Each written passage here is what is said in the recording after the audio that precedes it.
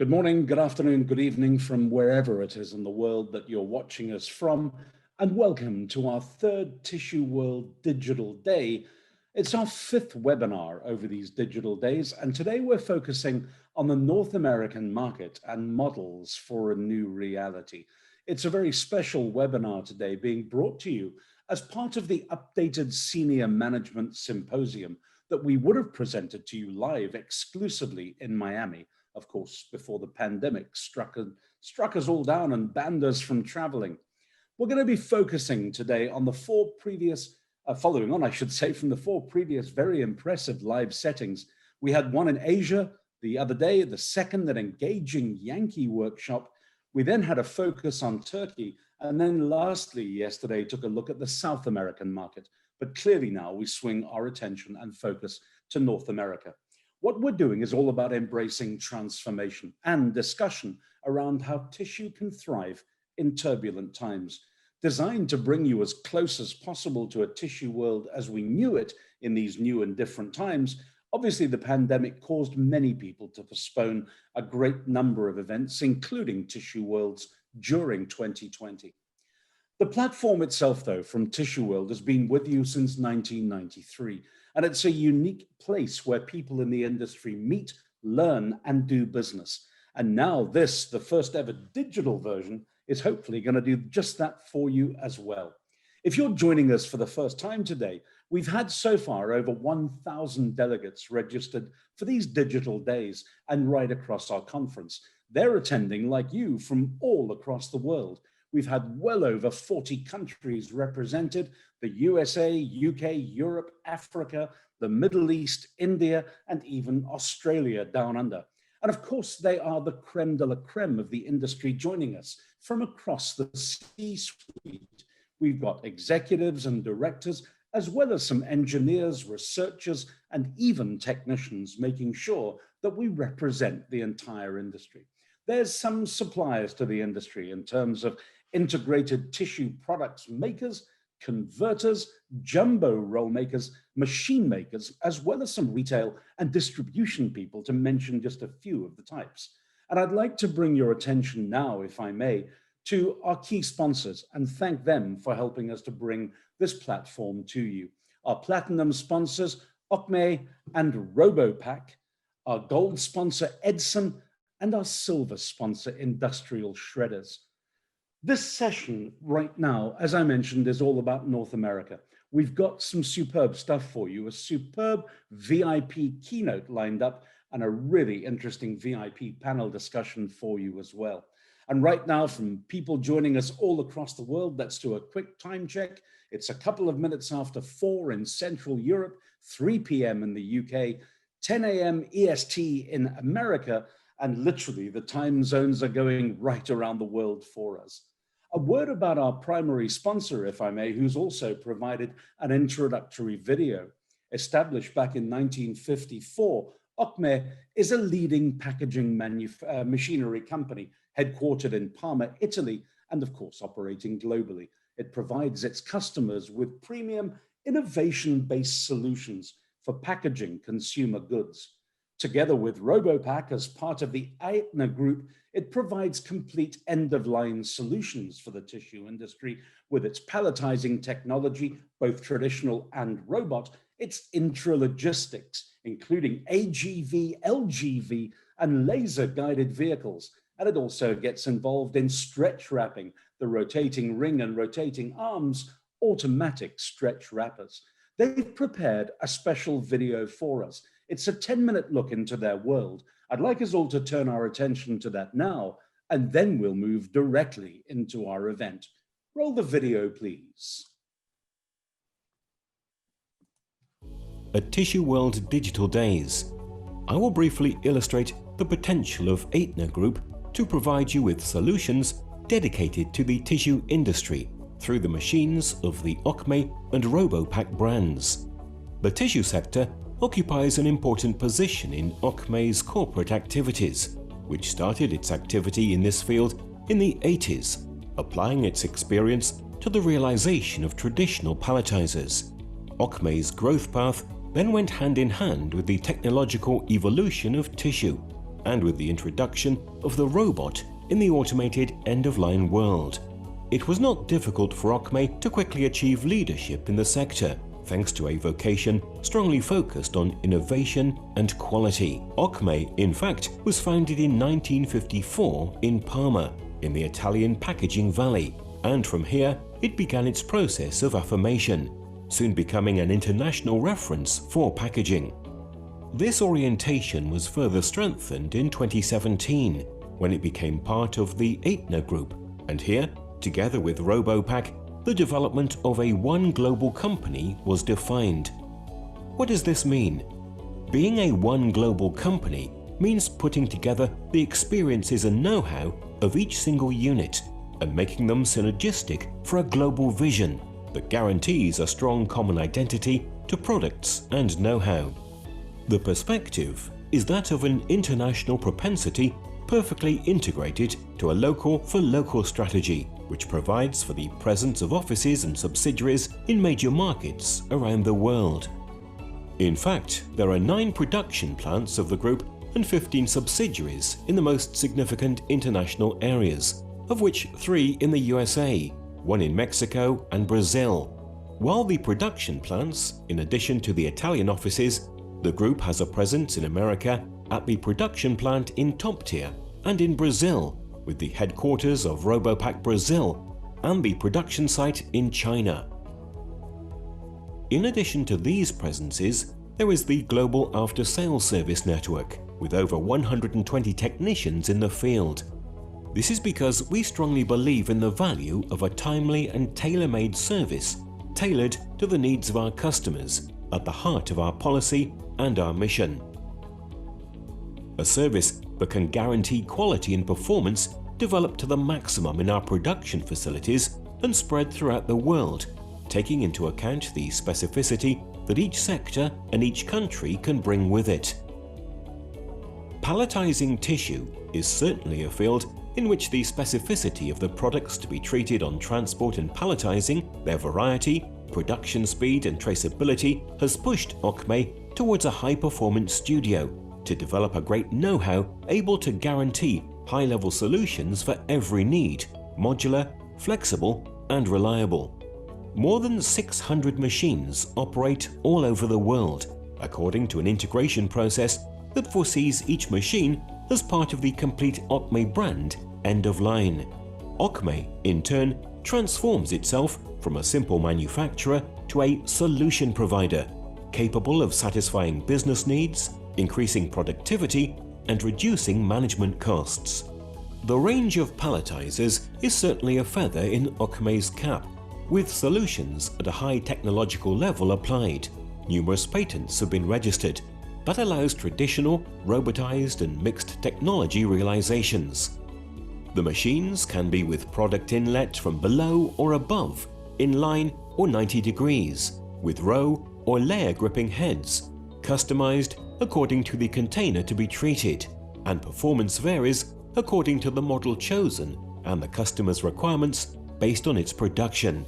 The family of our palletizers, with robotized and conventional solutions, allow to optimize the production with the most suitable technologies in the tissue area, depending on the type of product to be treated. Combined with handling solutions and layer formation systems, the flexibility to handle different types of confections without stressing the product during handling. LGV, handling and internal logistics also represent for Ocme an important focus on which to concentrate research, innovation and development. Among the various solutions for pallet handling and raw material automation, LGVs have proven to be extremely precise and flexible machines, able to move around the customer's plant freely without fixed structures, but only with the support software.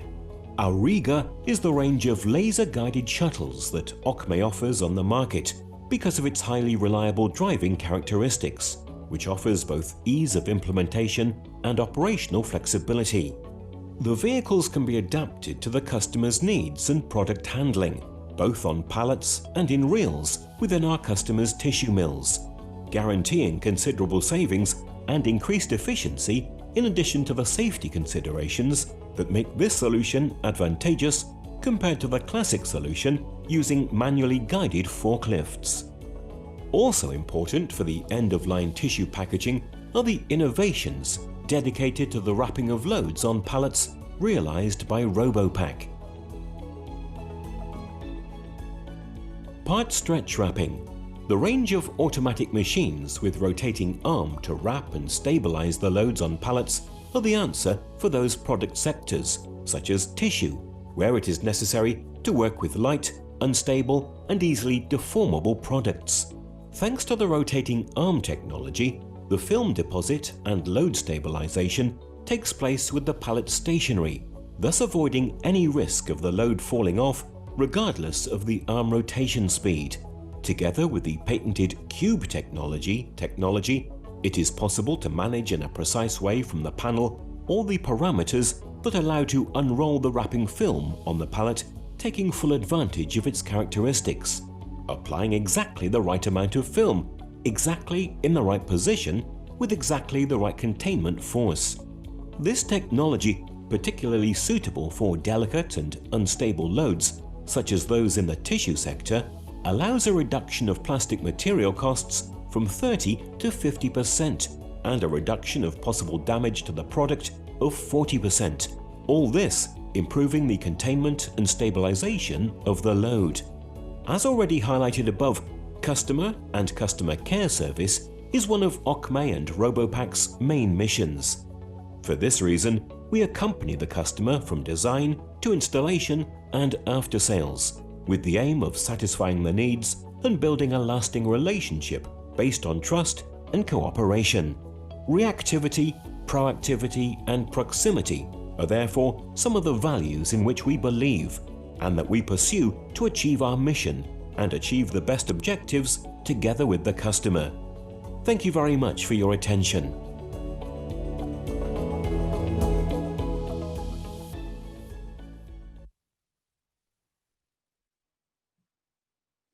Thank you very much indeed to Ocme there. That's fabulous. Now, ladies and gentlemen, let's officially start our live webinar.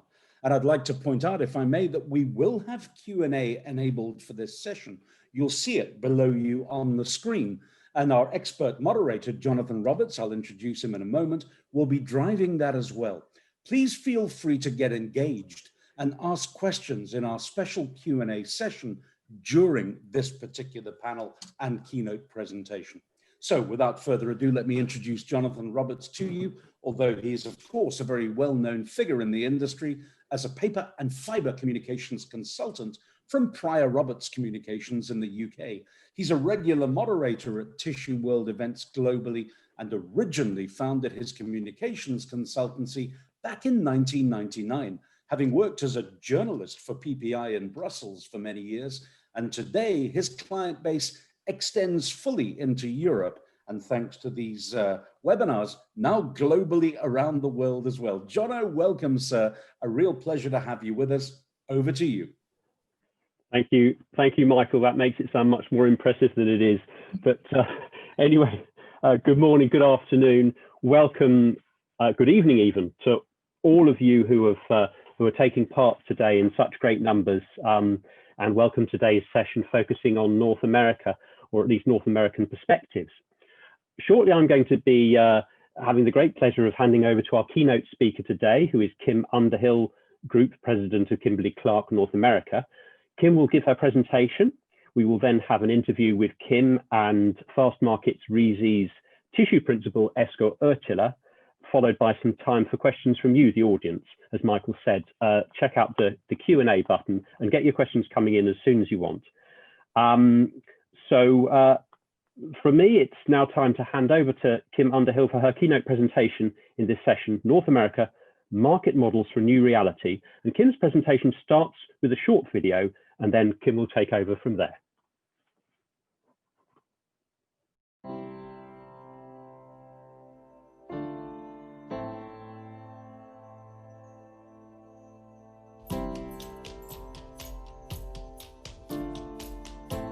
We didn't see her take her first breath, and we didn't watch her learn to crawl.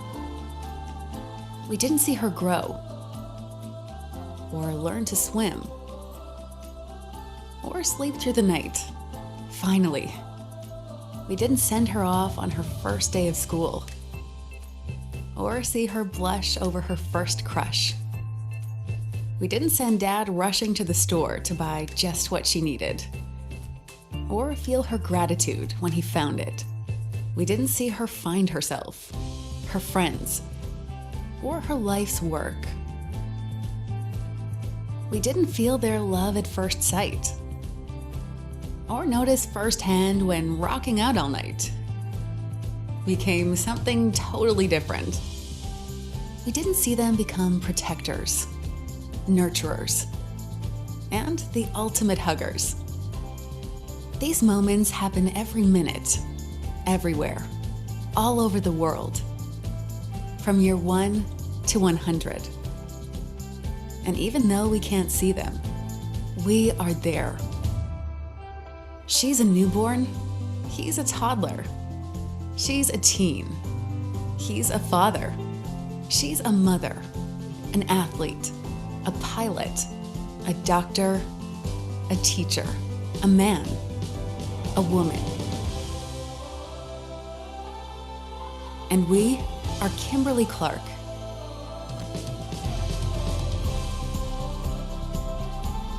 We lead the world in essentials for a better life.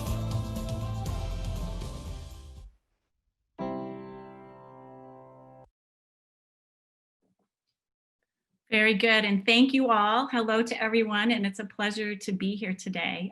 That video just warms my heart every time I see it, and I hope it brings a perspective today that I'll share with you about the importance of what we do every day. And obviously that's gotten a lot more important in the last many months as we have managed through one of the most challenging times in history.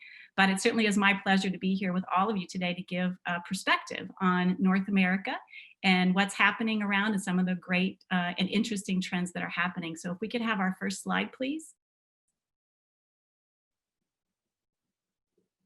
All right, I'll let you, there you go. So just a real quick in terms of Kimberly Clark, most of you I'm sure know about KC. We're a huge multinational company, 41,000 employees. We will probably surpass 19 billion in sales in 2020 thanks to a very robust tissue business. We have the share positions, proud to say, #1 or #2 in over 80 countries. And so, you know, we touch the world in so many ways, in so many places. It's really exciting, the stories that we can share and hear when you think about the brands that we deliver against those wonderful benefits and how important those have become in the last many months, particularly for the tissue industry around health and hygiene, has really opened up with lots of new opportunities. And I'll talk a little bit more about those today. Next slide, please. So let's just see here. I'm going to move my video so I can even see my own slides. Give me 1 second there. There we go. So as I was talking to Jonathan about this, I actually wrote this presentation a few months ago. And I think the trends that we're seeing are still very relevant, but maybe even more intense as the world started to shut down here, particularly in the US. On March 13th was our last official day when I had my team in the office. But it's been disrupted. And the message I would say is embrace it. The world has changed. I think there are many things that will never return. And there's lots of fantastic new opportunities that have been created, which I'll speak to today here. So this new competition has been very challenging for retailers. And so, you know, how retailers find their space here. In the US, we have seen a shift out of the big box stores and more into the food customers. I think for the last many years, we saw things move the other way to the bigger box and club environment. And now in the last many months, certainly the market share has increased in the food and the drug customers. That's kind of shifted things around a little bit. And as you can imagine, creates for a very heavy competition. You know, the changing shopping behaviors, I'll share some facts here with you in a moment, but the way we shop, I'm sure we all have personal examples, but I do believe those have changed for the good. There's some evidence that says 50% of the people that started to shop online this year were new for the first time online. And so when you think about those that had never experienced that before and now have started to embrace that as a new way of shopping, many of those will never return. So finding profitable growth is also going to be an important innovation and thought process here in the tissue industry. And there's some great examples where brands, not just within Kimberly Clark, but within the industry, have really been able to premiumize when you bring value-added innovation that's really quite meaningful to consumers, we find that even in these very challenging times, consumers are willing to pay premium prices for premium benefits.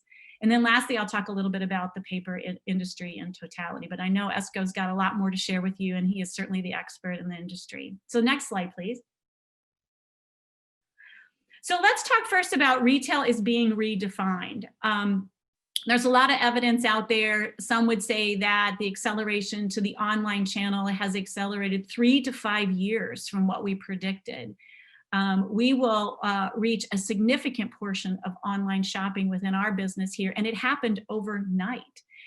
We're also seeing our consumers are migrating to the discounters and the clubs as they want to stock up and looking for value. That has been particularly in the tissue-based businesses as compared to some of our others, but people have been stocking up on bathroom tissue, and people have been stocking up on the paper towels in anticipation that either they aren't going to be available, and or we may not be able to go back into the markets to shop now. And I think even as we're approaching the winter months here, that's probably becoming a bit of a concern.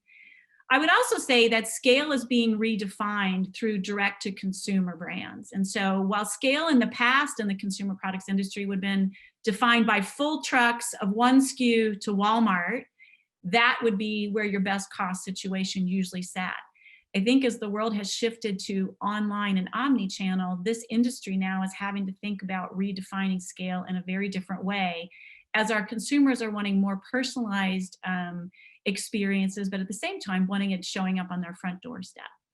The third thing I would say is supply chain cost will become and has become a much more significant pinch point. For the businesses here in the US, in a matter of days, we had this massive surge of volume in the March-April timeframe that in many cases brought the supply chain to its knees because the surge of volume could not be handled. And so how you recover and how you plan for that in the future has become, I believe, a very big strategic and competitive component as we think about managing the supply chain and scale redefinition in the future. Next slide, please. So the shopper is also changing, as I mentioned that. So 67% of shoppers use tech to simplify their life today. And there's all kinds of stats around this. I mentioned 50% of new shoppers coming online for the first time since the pandemic started. I think the reality is all of us are getting more comfortable sitting at our computers or our phones or our pads and purchasing products to be delivered to our home. And I think the great debate is how much of that will actually stick versus how much will people want to be going back into the market. I do believe there's going to be a place for brick and mortar and online in the future. I think some would say, oh, it's all going to flip to the online. I don't think that's actually going to be the case. I still think there's the shoppers that want to go back into the store, whatever their choice of channel might be, to go in and experience the products and buy things and get them in the moment. There's still that delay of shipping and when will it arrive at my house versus the ability to get in your car and actually drive to your marketplace. There is this expectation of frictionless shopping. I'm sure we've all had experiences where apps didn't work or websites crashed or you couldn't get the product you wanted. And so as we talk to the consumer base, there's just an expectation that it's going to get easier. And as manufacturers and suppliers, we have to make sure that we support that. So a lot of investment on our end is making sure that our ability to connect with consumers, find information, do the price comparisons, understand what the value proposition is a continued investment. And we've really doubled down our bets in this area because I know personally, if you go to a website and it's not easy or it locks down, I'm quick to get out and to go someplace else because a lot of times these products can be bought in many different locations. The other thing that's really important here is same-day delivery, I believe, is going to reach 25% market share by 2025, and some would say even more of that.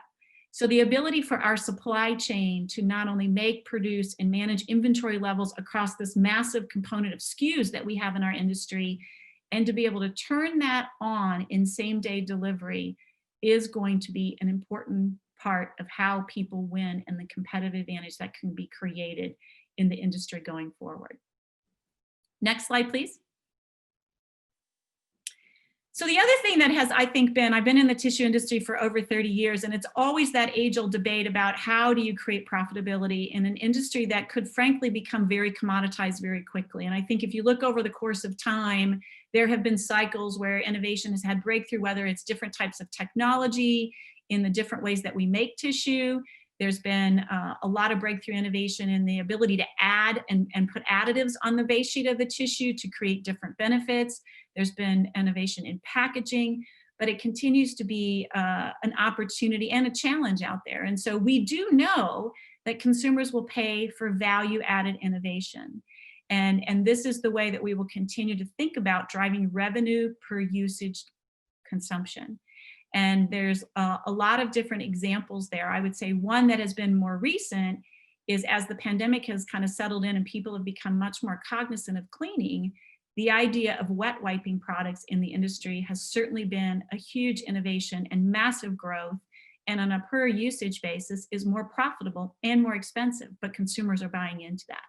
I think there's also evidence that's kind of new in this time frame, is we haven't really seen in the data that we've looked at that private label has really taken off. There's always been the hypothesis that private label would kind of really surge in what I'll call recessionary times, where people are concerned about having jobs and or worried about disposable income. We haven't seen that, and we've actually seen more consumers migrate to trusted brands and innovation that really gives them value added. And so for us in the industry, that is promising.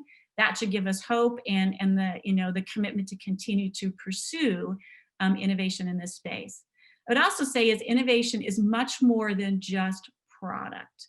It could be how we deliver the product, the innovation in the consumer experience I just mentioned a few minutes ago, innovation in packaging, innovation in supply chain. I have more conversations today with our US-based retailers about supply chain innovation than we've ever had before. How do we move product quicker? How do we move it cheaper? Are these the right SKUs to have?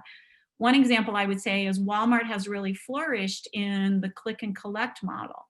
And as a result of that, they are using their in-store retail space more like inventory management to manage the click and collect model than they are using the retail space as they used it in the past, which was much more around holding power based on consumption habits of consumers. And so a real shift in how we think about that whole component of the supply chain. And expect that 70% of the spending will be focused on service, okay? So we have a lot of work to do to ensure that service gets there. And as I mentioned, when the surge and the hoarding started in March and April, it really brought the supply chain to some pretty dramatically low levels of service, however you choose to measure that, whether it's in stocks or on-time arrivals. The service metrics in this industry have been very difficult this past year, are improving, but in order to stay after that, we really have to rethink how we run our supply chain going forward. And so the idea is innovation can be much bigger than just the product in the base sheet itself. Next slide, please. So let's talk just about the industry. I've mentioned a couple of these already here, but the supply chain is more global than ever. There was sort of the age-old myths in the industry that we had in my early days. We could never ship hard rolls more than 500 miles because it became not cost effective. I think as the world has started to open up much more, we are now looking at the supply chain as global, and have in fact brought product in from outside of the US into the US this last year, because the surge in demand was much greater than the supply base could be in the US. And so obviously that comes at a cost, but we've also found lots of efficiencies to that. And so in some cases it was hard rolls, in some cases it was bringing in finished product. So that's kind of busted the myth of an industry dynamic that I think has been with us for a very long time, is that we should be thinking about the supply chain as more global. And that can actually create lots of interesting new opportunities as you think about how you want to grow and where you want to grow going forward. The other thing is we're learning much more about the next generation, and there's also a ton of facts. We could have had a whole session on just this, but our data would say that over 70% of the millennials say it's really important that they are going to be buying products and brands from companies that have clear purpose and values. As I mentioned earlier, we would have expected in sort of these recessionary kind of mindset times that we're in right now that the private label would have taken off, but that we did not see that as the case. And actually we found consumers really migrating to brands that were trusted and brands that stood for something and brands that had a purpose. I think people were also searching for some meaning and some good news while all of this crazy societal things were happening. as we manage through the pandemic. And the third point I would make here is sustainability is no longer an afterthought. It is part of the conversation. I believe it's a price of entry. I also believe it's our responsibility. And it goes beyond some of the traditional things, okay? So in years past, forestry practices, obviously water consumption is a very big deal for here, but things are moving into the space where looking for no plastics. And a lot of our tissue-based products are merged with polymer-based products to make personal care products here. So it's not just all of the traditional bath tissue and paper towel products that we talk about here.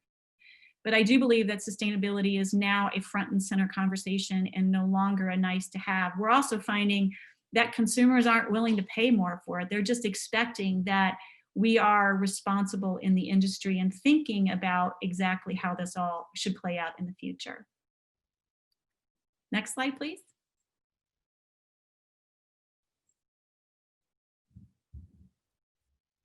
So the last thing I will say today is I think it's a wonderful time to be in the tissue industry. I think over the course of the last 30 years that I've been in it, it's one of the most exciting times where the point of why we make our products and how our products are consumed, not only in the US and what we saw in the significant uptick in our categories this year, but also globally. And my message to all of you is I think that is an important time for us to embrace this idea of a mindset change, right? I think how we run the business, how we think about the business, how you define scale must be redefined. And the things that made us successful in the past are no longer going to be the things that are going to make us successful in the future. And it'll take hard work by all of us to make sure that we continue to meet the needs of our consumers and continue to make this industry an investable part of our society. Speed of iteration is critical. We have not always been known in the tissue industry to be fast. Our machines are very fast, but a lot of times the ability to make change because of the nature of the asset base, speed has not always been in our favor. And so, but we have proven, and I'll just give you an example where we had cut significant SKUs in our supply base this year and saw a 20% increase in capacity. Something that for years people could say we would never be able to do. But when we got under the gun in the midst of making sure that we could deliver to our consumers, we were able to make it happen. And so that idea gave us confidence that we actually can run the business differently and we can move very fast. The last point I would make here is the end-to-end supply chain strategy will be essential. I don't think we can no longer think about just the product going out the door. And so as you map the end-to-end, everything from the source of pulp all the way through, every step will be important to manage speed and cost and our ability to innovate. One of the other challenges that we've had over time is the significant levels of inventory that we tend to carry throughout the supply chain causes us to move slower and prevents us sometimes to bring innovation to the market as fast as possible. Once again, the pandemic has given us a gift to challenge inventory levels in the system and has given us the confidence that we actually can run the business quite differently. Not without its risk and not without setting different expectations as you move through it, but it has been sort of a big social experiment that I would say, I wish we didn't have to go through it, but I will say taking advantage and leveraging what we've been able to learn in the last 8 to 9 months in the US will put a very different frame on how we will think about running our businesses in the future. So with that, next slide. So thank you. I just hope I planted a couple of interesting thoughts for all of you today. The best part now is the Q&A, so we can listen to all of you as to what might be on your mind and sparking some interesting conversations. So back to you, Jonathan. Kim, thank you very much indeed for your inspiration, but also combined with realism. I think we'll all have taken a great deal from that.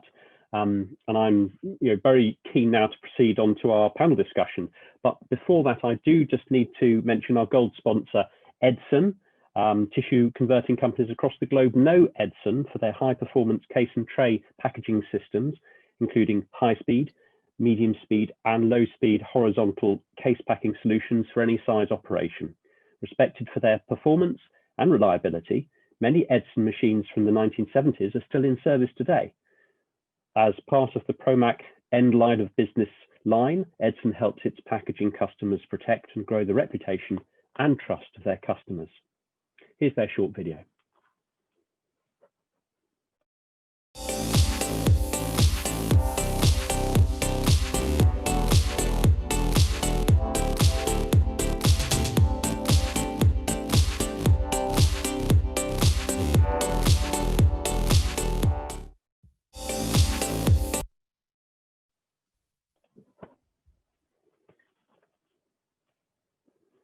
Okay, so thank you very much indeed. So it's now my very great pleasure to welcome back our keynote speaker, Kim Underhill, Group President of Kimberley-Clark North America. And also joining us, as mentioned before, is Fast Markets Reese's Tissue Principal, Esko Uotila. Very, very warm welcome to you both, and thank you so much for joining us today. I'd also like to thank you, the audience, for the questions which are coming in, and I'm keeping an eye on those, and we'll try and answer as many as we possibly can.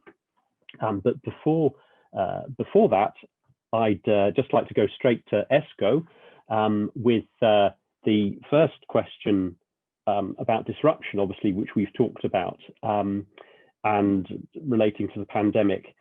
How much of this, in the discussions that you've been having with the industry around the world, how much of this disruption do you think is going to be permanent?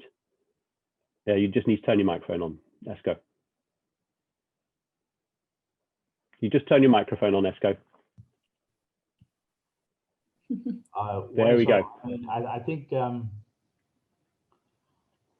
we have ended actually in a little bit different world now. So I mean, with this corona, and whether this will be then continuing like this. But I mean, what Kim was saying, that one thing is clear: we will see more and more online sales going on. Okay, in China that's maybe extreme, but also in other parts of the world. And then, of course, we don't know that how long it will take with away from home business to recover. On the other hand, so now, so the panic buying is one thing, so but that's actually like a temporary thing. But for consumer tissue, I think that one of those main issues is that people are thinking more of hygienic issues, and that could be in the long term a very, very good sign for the global tissue business. And also in North America, so people are thinking more. So now we know that. So some companies have been worried about the availability of products for, like last time it was a comment from a Canadian company because of kitchen towels, that they are maybe not enough what they would like to have. So I think that this for the tissue industry, so I mean, the corona is not a nice thing at all, but I mean, for the tissue industry, it has not really been very bad. So, and in the longer term, so it could be even helping the industry further. Okay. If you think about one issue, the away from home side, it's maybe not so much in Kim's area, but I mean, many restaurant chains, or let's say fast restaurant chains, they have really idled their air hand dryers and using now toweling. So in the longer term, it may be so that they will never come back to those, and that could be a very good sign for the paper toweling business. Well, let's just pick up on that. If I could ask you, Kim, about that aspect of hygiene. Obviously, that's been a big driver in this particular situation. How much difference do you think it's made in a sort of permanent sense to people's attitude to hygiene and the role of tissue in that sense? Yeah, I think the original, sort of the early surges that we saw in the U.S. market, I think was just more of the panic and people being concerned that there wasn't going to be supply, and in some cases, I'm sure we all experienced it, the shelves were completely empty for weeks. I'd say our research indicates that the mindset of the consumer has changed completely, and that this idea of hygiene, whether it's personal hygiene or cleaning my home or cleaning my car, or when we all get a chance to have sort of offices, we believe that actually that's become a permanent change, and where the tissue industry, I think, can really take advantage is to supply products that give consumers confidence that their space, their air, their skin is actually clean. And I think, leveraging that where you have technology that can prove that you can protect beyond just the base of cleanings, I think is going to be a big opportunity in the future. It does vary a bit around the globe, But I would say, we see a lot of the common things in North America and Western Europe, a little bit different in the Asia regions, but it's still a common sentiment that we see among our consumers that we're all just going to be much more sensitive to the idea of clean and protection going forward. Okay. Yes, I have to say that's something that's been reflected in a lot of conversations I've had. So putting some hard figures on this, some have predicted, actually in previous webinars we've had this week, that we'll maybe see as much as a 10 or 15% growth in tissue use. That's a sort of permanent situation going forward from here. Esko, do you think that's realistic? If we talk about consumer tissue this year, maybe, well, so here in Germany, Germany is a country which is not really rather stable thing, and so until in the first 44 weeks of this year, we have seen 15% more toilet paper sales in retailer brands than before. However, we have to think about that away from home has been down so by, let's say, since Corona was coming, so we have 15 to 20% reduction in sales in away from home area, and in some other countries like where the situation has been even worse than here in Central Europe, so like Spain or so, maybe even 20% change, and that's of course balancing the whole total volume of tissue. But even then, so I'm talking now so about the growth, global growth will be so at least, let's say, in the range of 5%, if even not more. If even not more. Now, this continuation of this pandemic, so still like not only in US and then the second wave here in Europe, so it will make this year quite extraordinary. So for sales, so globally, so I would say that we will see total growth of 5% this year. Okay. In North America, we may see even more, maybe 8% growth. Kim, so what's your take on that? The fact that the away from home will be down by about maybe 9 or 10%. Yeah, I think we see definitely as the consumer side of the business has been surging, the away from home side of the business has almost been a complete offset. Yeah, I think this year those are probably good numbers. I think long term, no, we would not necessarily see a 10 to 15%. So depending on how long of a time frame that is, but we will see numbers in that range in the US market this year. How long the pandemic lasts and when the vaccine becomes widely available, we believe is the trigger as to when we start leaving the home and going back into society. That's when all of a sudden things will start to switch back to the away from home, and then the consumer demand will start to come down versus what it is today. So they're pretty well correlated. Okay, but it doesn't seem, this sort of, dare I say it, a sort of frenzy of activity, it doesn't seem to have translated into margins. I get the impression that margins have been squeezed somewhat in this situation, Kim. Well, I think what happens is, you're right, as I mentioned, the supply chain was very challenging in the US market this year. And in many cases, the cost associated with supply and keeping as much service going as possible was quite expensive. We also had significant on cost to manage the safety side of the business as we kept the mills running. And so that is another question as we move forward, is how much of that on cost is going to stay as we continue to make sure that our teams are outfitted with the right equipment. We've installed temperature checking. Like, there's a whole level of cost associated. So that has also put a squeeze on margins that we are working our way through. Right. Okay. Esko, moving on, something we have actually touched on, obviously away from home has not been having such a good time. And there is this sort of aspect of the possible transfer of away from home capacity to consumer tissue. That with people that you've been talking to, is that something that's been happening? How much of a challenge is it to achieve that? How flexible are businesses to move from away from home into consumer? Well, it depends. I mean, we have some companies and some mills which are flexible for doing that, but not everybody. So we have some companies who are really dedicated for this away from home business, and for them, so it's not so. So if you are making like away from home toweling, so with your equipment. So there is almost no chance to try to do something else there. Okay, one issue is maybe bathroom tissue. You can maybe change your lines for making some consumer tissue, so pretty easily. So it's only question of what kind of SKUs you can produce. But even those SKUs, we saw that so in the springtime normally they were away from home SKUs. They were landing in some ways or through some distributors to the consumers, and that was helping a little bit away from home business. But then we have some companies who are totally dedicated or specialized in delivering some very narrow branches of the business, like away from home napkins.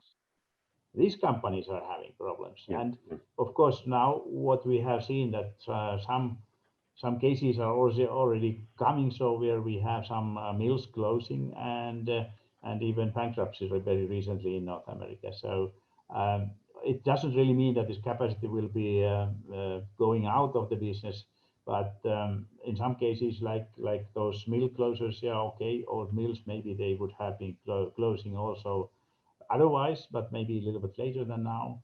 And I think that there will be some change, but I mean, how much this can be? So it's maybe let's say that not more than 1/3 can be really replacing. So, and even this 1/3 is maybe a high figure. Okay. Now, just moving on to consumer behaviour, or certainly how we adapt to consumer behaviour, has been something that was quite a strong aspect of your presentation, Kim. I'm particularly interested. You talk about frictionless shopping, supply chain innovation. Conversations I've had have brought up that sort of final kilometre or mile, if we're in North America, to the customer. Is that going to be majorly disrupted? Is it about time that there was a sort of major revolution in that aspect of the supply chain? Yeah, I think, like I said, there's some that would say the acceleration of online shopping was just pushed 3 to 5 years sooner than what was going to, what was originally sort of this sort of slow increase. And so I think what's happened is the supply chain, we weren't ready for it, right? We were starting to make investments in technology, but like I said, our supply chains have been built and scale being defined by, mass volume, is limited SKUs, full trucks. And the world changed overnight, where actually now consumers want personalization to their front door. So our supply chain has to take that evolution there. And I think that's going to be a lot of work ahead of us in the industry to figure that out. And what we did this year was we ensured that we could meet the needs of our consumers as best as possible at any cost, basically, right? Because products in the US were so short supply, really until the July, August timeframe, before the retail shelves started to actually look somewhat normal. And then it was still kind of sporadic. So, to your point about margin pressure, we were not efficient on the distribution side of this. And so as the technology goes forward and we partner with our retailer partners on how do you actually help them, I would say we're now stepping into the retailer's sort of supply chain. And for the first time, we're having partnership discussions around what can we do together versus these sort of approaches of handoffs, right? Where we ship to your DC and then Walmart picks it up and takes it, or we ship to the Walmart DC. And so thinking about the full supply chain and where we can actually start to redefine what that looks like has been some very cool and interesting conversations in the last many months, because we've had to. And just like the manufacturers, the retailers don't like their margin structure either, because they have to pay for the shipment to the consumer as well. So their margin pressures their margins have also been pressured because the consumer expectations have changed. Okay. Is same-day delivery strictly necessary? Do you think that may be something that we're obsessing about a bit? Maybe it's something the consumer hasn't asked for, and we feel that we have to deliver it just for the sake of it? Well, when you have a big player like Amazon who starts to set those expectations, then it does create disruption. And I think there will become a tipping point where, is it really worth it or not? And, I believe that there's probably a point where it's simply not worth it, and I'm okay to get it the next day or two, right? I think fresh food is probably one thing That's all the way over here. That's not our world. So I do think there'll be an inflection point where the cost of delivery is not worth the benefit. And because at some point we're going to have to pass these costs on to consumers, and you don't really want to do that. No, absolutely. Let's move a little bit further back in the supply chain, because you were talking about how tissue is traveling further these days. We've had to change the way that we view that. And I'm going to ask you about this, Esko. Kim mentioned in her presentation how it's now quite normal for tissue deliveries to cross oceans, and that used to be not part of the sort of accepted supply chain. Do you think that that's a permanent change, or do you think it's a question of countries catching up with their own needs, and then that sort of long distance delivery will no longer be necessary? Well, I would say in the surge that we saw in the US, it was definitely a catch-up strategy. So, we were doing everything possible to sort of just get the shelves full again and meet the consumers' demands. It's not something that I'd want to do permanently, but what it did cause us is to understand the cost associated with it, right? Because remember I said we pretty much prioritize service, and as a result, then you got a really good look at the cost structure of these different supplies. Some we will continue and some we will not, because of what we learned through that. But putting a hard roll or even a finished product on a boat from Asia is just not cost effective yet. But we did learn a lot about how we could improve the cost. And so having that as surge capacity was not a bad strategy, but it's definitely not something that I would want to do long term under the current cost structure.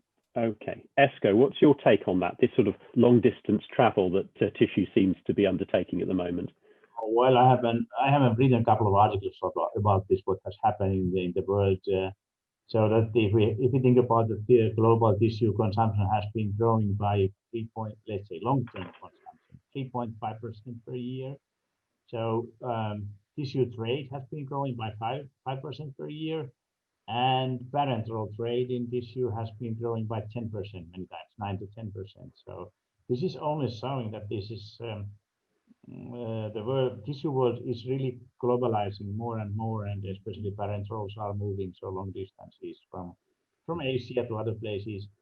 Now this corona crisis has also meant something. So having a look at the statistics of US, so we see that US tissue imports have been growing this year. So up to date, so by 15% this year. Of course, this has been because of the situation that the supply has been not sufficient in this area, and many, let's say, especially independent converters, they have made all their efforts to try to find parenteral somewhere, wherever possible, and some brands have not been able, not been available on the shelves, and we have seen Mexican brands in the shelves and so on. All this kind of stories. This means that we have some more imports now, but as Kim said, so I think that this issue is now a pandemic-related issue, and this will not be temporary. This will be more or less temporary. How long it may still continue in early months of next year, but when the situation, maybe we have the medicines now, so by mid of next year. But I think that the first months of next year will be continuing more or less like this year now. So, and if we have a look, so on the number of new cases in US, so I mean, I just saw it yesterday. It was, what was that, more than 160,000. That's a new record, so daily record in those. So it looks like there is no sign at the moment that this will be easing very quickly.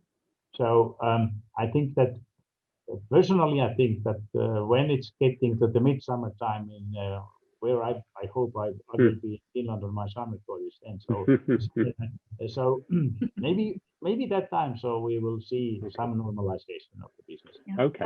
Maybe totally, but a little bit. Okay, we'll be talking about second half year next year. I mean, I have a big problem, so making a forecast for next year. So that's extremely difficult. Okay, yeah, I mean, I don't think anybody wants to be making forecasts at the moment, and maybe that's a fool's game, but perhaps.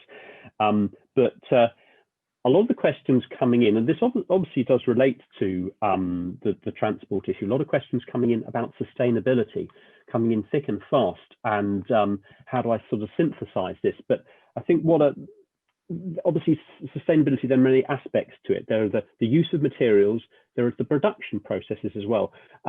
Kim, can you just talk us through a little bit about that balance between what materials you choose to use, use of water, use of energy, and the processes themselves, how you prioritize those things when you're trying to make them the most sustainable tissue that you can? Yeah, it's the sun has just come out on me here, so I'm going to kind of dodge it. Sorry about that. Although we'll never not enjoy the sun. I would say, we have a sustainability strategy now that works its way all the way through the supply chain. So we start with our suppliers and vendor partners about how do we establish. KC has just now come out with our next evolution of sustainability strategy with some very clear goals across all of the important metrics of fiber, water, plastics, and so that overall strategy then drives our business plans. Now I would say it's now clearly embedded into our strategic business plan, where before I would say it was a little bit more of over here with science and we were interested and curious, but we're now saying nope, it's critical. And so we have initiatives all the way through the supply chain focused on the areas that we believe are going to make a difference. And so even I saw one of the questions in the chat around alternative fibers. Yes, we're looking at some very interesting and cool breakthrough ideas that I cannot share, but the idea is that we have a huge responsibility as a leader in this space and a significant producer of products to make the world a better place down the road. And it's exciting science. It's exciting technology that will begin to make its way into our products over the coming years. And so, we will definitely see it in our lifetime that we will make a significant difference in the sustainability in the industry. Okay, Esko, how much is this preying on the minds of the people that you're speaking to around the world, sustainability? Well, so one issue is that, of course, we know what's going on with the recycled fibers, so what is suitable for tissue making and high grade engine so grades, they are going less and less. I mean, people say that, or let's say what I know in the industry, that so it's more and more difficult and the quality is getting worse and worse. So now one issue is that when we talk about sustainability, so is that what are the alternative fibers? And we have seen, so I mean, even Kim, so your company was thinking about bamboo, but I have not heard too much about that. Now we have SCT, so making trial with the straw pulp production in Germany here. Of course, straw pulp and bamboo and bagasse and whatsoever. So ryegrasses, all these kind of fibers, or even kenaf or whatsoever. All this has been tried, but I mean, actually the only place where this has been really going through is in China. So with the bamboo pulp, so which is a very good raw material, I have to say. It has its own problems. So I mean, first of all, it should be also cooked for pulp so somewhere, and it's actually not so cheap material because of the harvesting process. It uses more or less manual, so let's say partly manual, because of the regeneration of those. I mean, you cannot really use harvesters there because you need to leave some one or two so those bamboos there, because then it's renewing much quicker than. So I mean, that's crazy with the things. The good thing is that you need do not really replant it, but I think bamboo is good material. It's maybe too expensive. So straw, of course, it's agricultural waste, and so the quality of the tissue made of straw is maybe not the best, but not too bad either. Especially in the away from home area, I could be thinking it would have some changes there, or as a mixture with wood pulp, which may be the way how a city is now thinking in Mannheim. I don't know, so but I mean I understood that, so it's maybe replacing a part of the long fiber pulp in tissue. So I think this sustainability issue is related to the fibers, and then so the another issue is of course energy and how this could be then so reducing and all these CO2 emissions, and so those are very big issues there. Okay, we have to take maybe also water use. I mean, I think that these issues are more and more important for the tissue industry worldwide. So not only in North America or Europe, but globally as well. Yes, these are very big issues. I think enough material for an entire conference. There's no question about that. But just earlier on, you gave me a perfect segue, which I was searching for, Esko, to go from sustainability into product quality. You're talking about straw and its potential impact on product quality. Now, we talk about the value economy and premium sectors, and at one end of the story we have pressure on prices, but I get the impression that the premium sector has actually been growing, particularly in North America, Kim. Is that all about innovation, or is it just about bulk and softness? Well, I'd say first off, this year is going to be kind of a strange year because so much of market share and consumption has been frankly driven by supply and what's been available. So I would just sort of cautious, at least in the US market, to when you look at the growth segments, when the year is complete, it just recognize that a lot of that's going to have been driven by just simply what was available and people were buying whatever they could. Yeah. Outside of that, we continue to see where the value proposition in terms of the benefit at the price, as I mentioned earlier, premiumizing this category is a great way for us to continue to establish growth. And some of that comes through technology, like more the TAD products, okay, where you can get a bigger, bulkier product. Some of it comes with additives, where we're putting things on the surface of the tissue, which is not easy when you've got a very porous substrate and you're trying to put something on top of it to give it a benefit. So we continue to see great areas. And then I mentioned too, this idea of clean and protection and showing proof points that consumers, when they do something, protects themselves, whether themselves as a person or the surfaces. As technology continues to advance here, I think that's a great opportunity. And so, I'd say to this group, like the idea of continue to bring value-added innovation, there's so much space to keep going. And I think the pandemic has given us that whole cleaning platform, whatever it chooses to mean, and how our substrates can actually help a consumer manage their environment is a great place for innovation to continue. And I think that's going to open up maybe some technologies that have been sitting in the closet for a while and just didn't have a home yet because they were either too expensive or we didn't know how to make it. But I do think a lot of those are going to come back to the surface, no pun intended, but they will, because the consumer dynamics have really changed. And so I don't think we should think about, 5-10 years down the road. I think we will look back at this pandemic and realize that it has really reshaped how consumers think about the tissue industry and how they use the product. Okay, the sun has really come out now for me, so sorry. Okay, well, I have some. I'm quite envious. I wish the sun was shining here, but what you say is actually sort of, in a sense, answered one of our questions here about the role that suppliers can play in this, and obviously suppliers that have interesting technologies in the closet. Maybe now is the time to bring them out. North America did have a reputation for having quite an old cohort of tissue machines in terms of average technical age. Esko, is that something which is changing or is going to be changing in the next couple of years?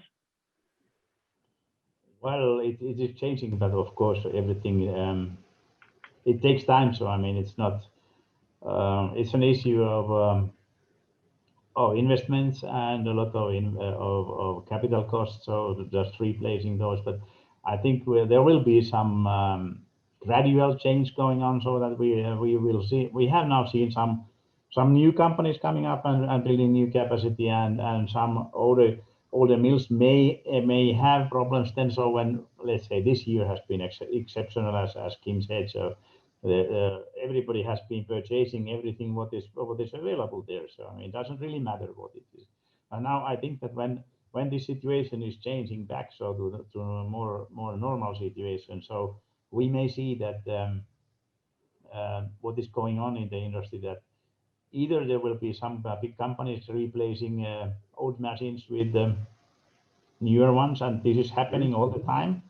But of course, all these kind of processes will take time, and because of their costly. And so I think this will happen, but the purple, let's say, the time perspective is actually rather long. So we are talking about 10-15 years, and I'm sure then we will have some, I think there are still some tissue machines from the last, let's say, from the late 1890s or whatsoever running somewhere.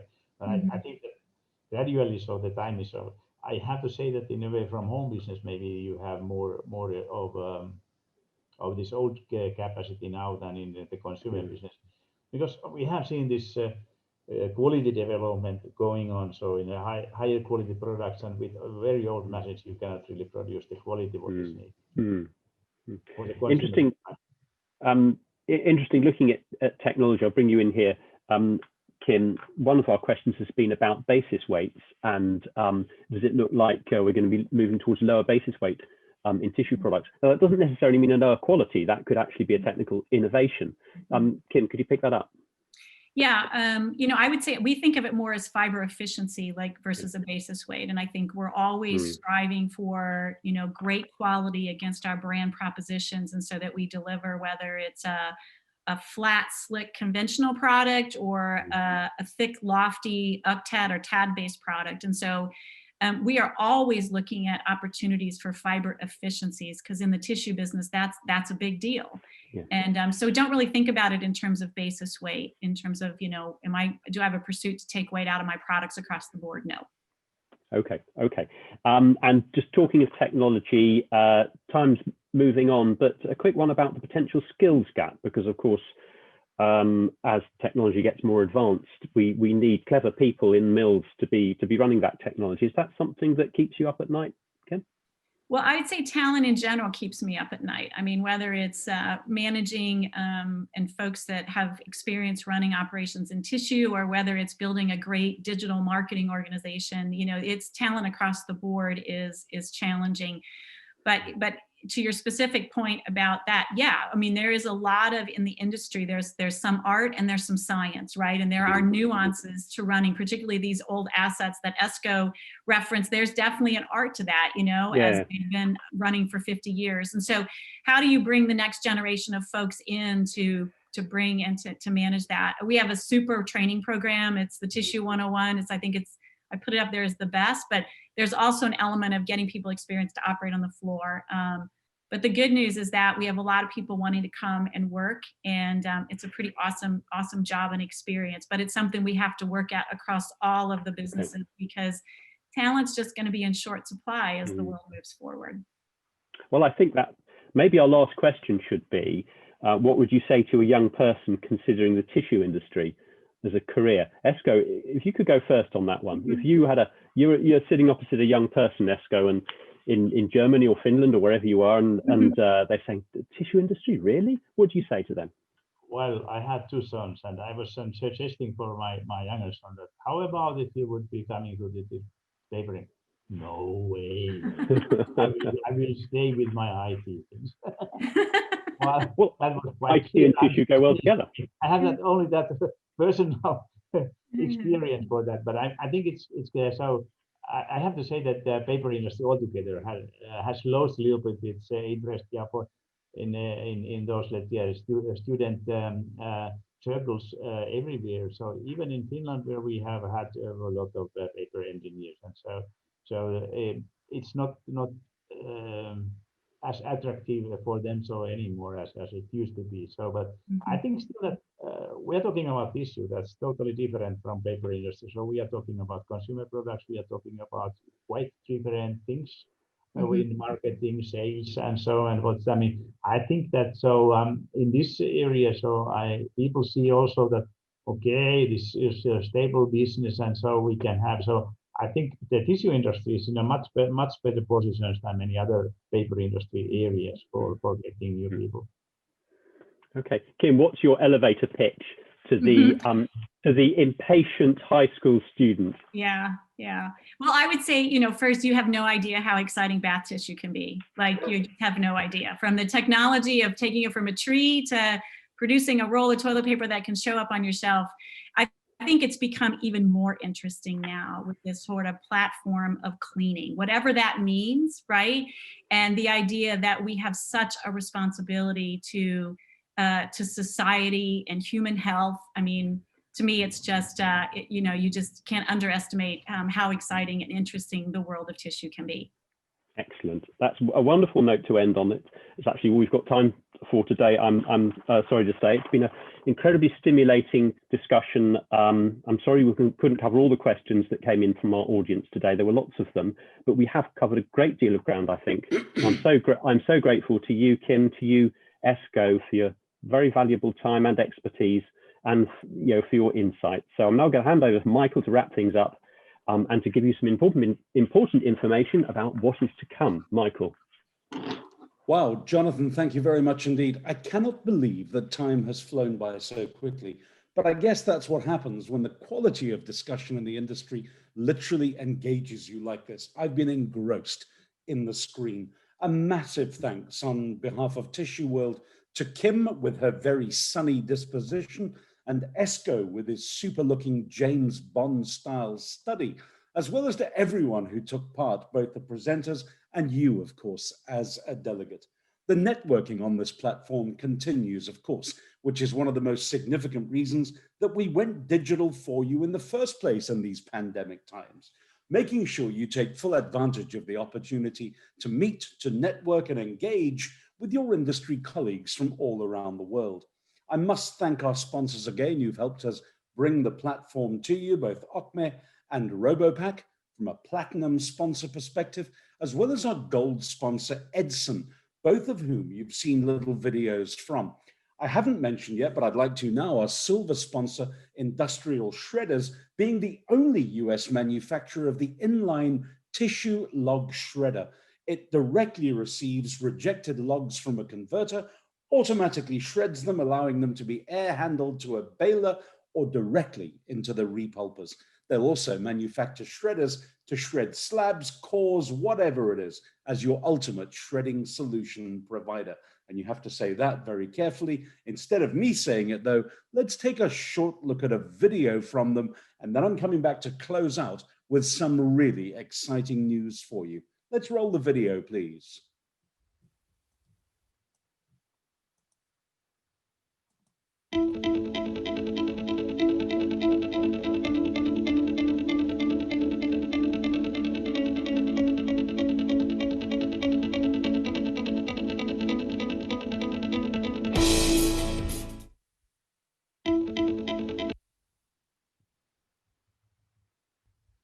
Wow, seeing is believing, I guess, is what they say.